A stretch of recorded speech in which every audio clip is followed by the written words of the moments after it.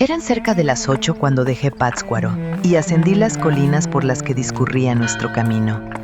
Esa mañana me informaron que un célebre ladrón llamado Morales, capitán de una gran gavilla, había sido capturado junto con uno de sus compañeros y que solicitaban permiso para aprovechar nuestra escolta y conducirlos sanos y salvos a Uruapan, donde serán fusilados.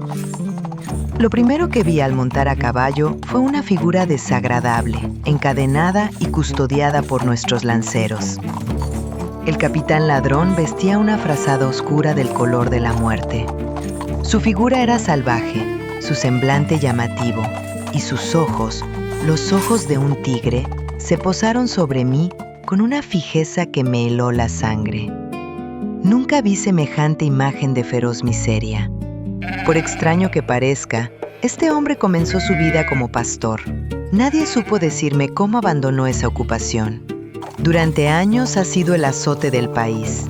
Ha robado decenas de miles de pesos, se ha llevado a las hijas de los campesinos a las montañas y como líder de 80 rufianes, ha cometido los más horribles crímenes. Su último crimen, en circunstancias de una barbarie demasiado impactante para relatarla, fue asesinar a su propia esposa anteanoche, allá arriba en las montañas, con la ayuda del desgraciado que ahora lo acompaña. Tras el crimen, los dos corrieron a esconderse en una aldea indígena, y esas aldeas, por miedo, rara vez delatan a los ladrones. Pero el horror que este hombre inspiraba era tan grande que el odio absoluto expulsó el miedo. Los ataron y los llevaron a Pátzcuaro, donde fueron juzgados de inmediato y condenados al fusilamiento que se ejecutará en Uruapan. Mientras avanzábamos, no podía apartar el pensamiento de los deseos descabellados que debían latir bajo aquella frazada. Romper las ataduras, lanzarse sobre los guardias, huir. Y luego la desesperación, cuando sintieran la pesada cadena tintinear sobre los pies descalzos y miraran las lanzas que los rodeaban, y supieran que una docena de balas detendrían su carrera para siempre. Al salir del bosque, oímos un disparo de fusil entre las colinas, la primera señal de vida humana desde Pátzcuaro. Era, nos dijeron, la advertencia que los indígenas hacían al acercarse una tropa armada para que sus hermanos se escondieran. Aquí rara vez hablan español. Su lengua es el armonioso tarasco. El camino fue muy fatigoso para los caballos. Subimos y bajamos rocas escarpadas entre bosques de robles y pinos, de modo que ya estaba oscuro cuando descendimos por un sendero abrupto hacia una pequeña aldea, o mejor dicho, un campamento llamado Curú.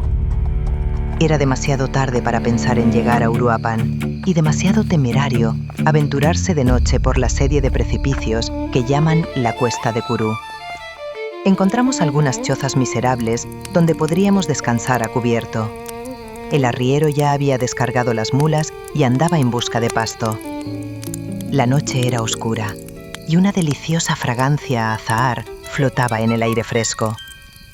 Por fin nos instalaron en un viejo granero de troncos, donde se prepararon las camas de todo el grupo.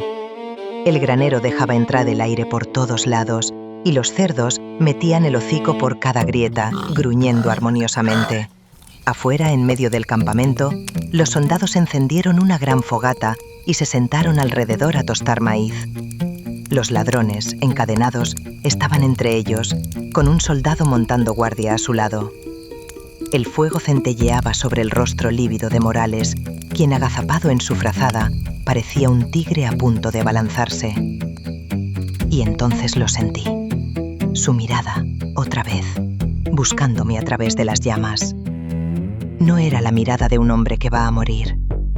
Era la mirada de un animal que todavía huele a su presa y que prefiere arrastrar consigo hasta el último instante el calor de la carne ajena. Sentí un escalofrío que no era frío y aparté la vista. Nos envolvimos en nuestras mangas y nos acostamos en el granero, pero pasé una noche miserable. Los cerdos gruñían, los mosquitos zumbaban, un aire frío se filtraba por las grietas y, sin saberlo hasta la mañana, un nido entero de escorpiones, con las colas enroscadas, reposaba sobre nuestras cabezas en el muro de troncos. Imagínese la condición del desafortunado durmiente sobre cuya devota cabeza hubiesen caído en masa. Al dejar Kuru, comenzamos a ascender la cuesta y recorrimos 4 leguas de un camino de montaña aparentemente inaccesible. Los caballos, de paso seguro, rara vez tropezaban, aunque pisaban rocas sueltas que se desprendían rodando hacia abismos sin fondo. La montaña de Kuru es volcánica, un caos de rocas desgarradas, precipicios y masas de lava arrojadas desde el cráter en llamas. Y sin embargo, de cada grieta brotaban los árboles más magníficos, retorcidos con parásitos florecientes, arbustos del verde más brillante y flores pálidas y delicadas, cuyos tonos parecían completamente fuera de lugar en aquel paisaje salvaje. Mientras serpenteábamos por estos senderos, la caravana se extendía enormemente. Las banderitas y lanzas escarlatas aparecían y desaparecían entre las rocas como gotas de sangre. En un punto miré atrás para observar el efecto y capté de nuevo los ojos de Morales. Esta vez no había contemplación, había hambre. Una sonrisa lenta, casi tierna, le cruzó la boca, como si en aquel instante él y yo compartiéramos un secreto que ninguno de los soldados sospechaba, que él, encadenado y condenado, todavía me deseaba, que el hierro no había apagado nada. Olvidando sus grilletes, azucé al caballo y huí hacia adelante sobre piedras y rocas, como si pudiera dejar atrás esa mirada. No pude. Al salir del bosque, el sendero descendía hacia el valle donde Uruapan, la joya de los pueblos indígenas, yace en una serena belleza. Cabalgamos por sombríos senderos, bajo ramas encorvadas por el peso de naranjas, chirimoyas, granaditas y plátanos. Por la amabilidad del señor Izazaga, la persona principal del lugar, la casa del cura, vacía por la ausencia de su dueño, estaba preparada para recibirnos. Una vieja casa sin muebles junto a la iglesia. La familia Izazaga me resultó extremadamente amable. El padre, un anciano caballero bien informado. La madre, hermosa. Las hijas, bonitas y sencillas. Una de ellas casada con un hermano de Madame Iturbide. Se disculparon por no invitarnos a su casa en obras, pero como queda a unos pasos, pasaremos la mayor parte del tiempo con ellas. Parece extraño encontrarse con gente así en este lugar tan aislado. Y sin embargo, a pesar de su aparente paz, Uruapan no ha escapado a la furia de la guerra civil. Ha sido incendiado 4 veces por insurgentes y españoles. El señor Izazaga, vallisoletano, ha participado activamente en cada una de esas revoluciones, amigo personal y partidario de Hidalgo. Sus escapatorias llenarían un volumen. Desde la casa del cura, no pude evitar echarles una última mirada a los ladrones. Me pareció que algo se había roto en ellos, que se habían vuelto por fin completamente mortales. Estaban cansados después de haber caminado desde Pátzcuaro.